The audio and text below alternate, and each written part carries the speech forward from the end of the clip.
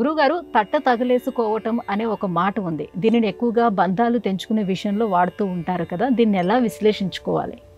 ఇది తెలుగునాట ఉన్నటువంటి సంప్రదాయాల్లో ఒకటి. ఎక్కువగా గ్రామీణ ప్రాంతాల్లో ఈనాటికి కూడా కొన్ని ప్రాంతాల్లో ఉంది. నీకు నాకు ఎటువంటి సంబంధం లేదు పో. ఇప్పుడు జ్ఞాతులు, దాయాదులు, అన్నదమ్ముల బిడ్డలు వీళ్ళు ఉంటుంటారు.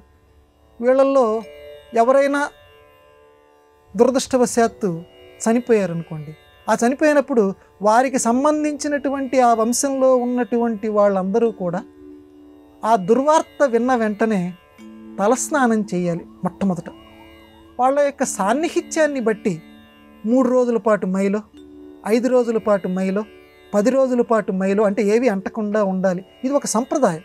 అందరూ చేస్తారని కాదు, ఇది ఒక సంప్రదాయం. అంటే ఆ వంశానికి సంబంధించి ఎవరైనా చనిపోతే వీళ్ళు తలస్నానం చెయ్యాలి, అలాగే వాళ్ళ 10వ రోజుకి వెళ్ళాలి, ధర్మోదకాలు ఉండాలి, ఇలాంటివన్నీ కార్యక్రమాలు ఉన్నాయి. కాకపోతే కొన్ని కుటుంబాల్లో ఏం జరిగిందంటే అన్నదమ్ముల బిడ్డలు పరస్పరం తగాదాలు ఆడుకున్నారు. ఒకళ్ళంటే ఒకళ్ళకి పడదు.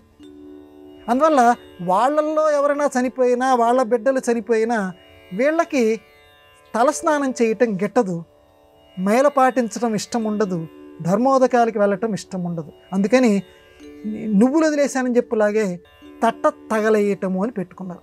తట్ట తగలేయటం అంటే ఒక తట్ట తీసుకొస్తారు. ఆ తట్ట మీద ఎవరైతే తమకు ఇష్టం లేదో వారి పేరు రాస్తారు.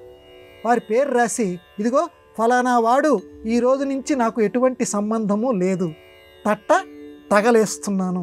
ఈ రోజు నుంచి వాళ్ళ కుటుంబంలో ఏది జరిగినా సరే మా కుటుంబంతో వాళ్ళకి ఎటువంటి సంబంధము లేదు, మేము వారి కోసం ఎటువంటి మైలా పాటించము, తలస్నానం చేయము, వాళ్ళని తలుచుకోము. ఎందుకంటే వాళ్ళకి మాకు ఇటువంటి శత్రుత్వం ఉంది, మీకు మాకు మధ్య తట్ట తగలేసుకుంటున్నాము అని బహిరంగంగా అందరికీ తెలిసేటట్టుగా ఆ పేరు రాసినటువంటి తట్టని ఊరి పెద్దల సమక్షంలో తగలేస్తారు.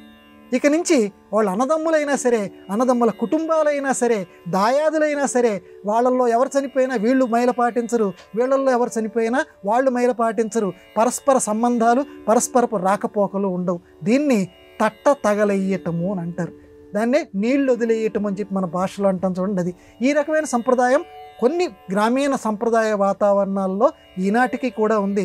అదే క్రమక్రమంగా కనుమరుగవుతోంది. ఇంకా కనుమరుగు కావాలని కుటుంబాలన్నీ ఈ కార్తీక మాసంలో ఒక్కటిగా కలిసిపోవాలని చెప్పి ఆ శివకేశవుల్ని మనం ప్రార్థిద్దాం.